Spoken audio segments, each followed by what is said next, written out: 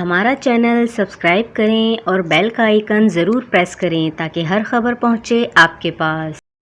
اور یہاں آپ کو ہم خبر سے آگاہ کرتے چلیں کہ پیپلز پارٹی نے MQM کے کندھے پہ رکھ کر بندوق چلا دی۔ کراچی اور حیدرآباد میں سندھ حکومت نے ایک بار پھر بلدیاتی الیکشن ملتوی کر دیے۔ MQM کے حلقہ بندیوں پر اعتراضات پر کراچی اور حیدرآباد میں چوتھی بار بھی الیکشن ملتوی کر دیے گئے۔ سندھ کابینہ کے اجلاس کے بعد شرجیل میمن نے میڈیا سے گفتگو کرتے ہوئے کہا کہ MQM وفاقی حکومت میں ہماری اتحادی پارٹی ہے، تو ان کے مطالبات پر ہم نے کراچی اور حیدرآباد میں بلدیاتی الیکشن ملتوی کر دیے ہیں۔ شرجیل میمن نے مزید کہا کہ بلدیاتی الیکشن ملتوی کرنے کی دوسری بڑی وجہ JHQ کی طرف سے سیکیورٹی فراہم نہ کرنا بھی ہے۔ IG سندھ نے بھی پولیس نفری دینے سے معذرت کی ہے کیونکہ سندھ پولیس بھی سیلاب متاثرین کی بحالی میں مصروف ہے۔ 15 جنوری کو صرف ٹھٹہ، بدین، سجاول، جامشورو، ٹنڈو الایار، ٹنڈو محمد خان اور مٹیاری میں الیکشن ہوں گے۔ الیکشن کمیشن کو خط لکھ دیا گیا ہے۔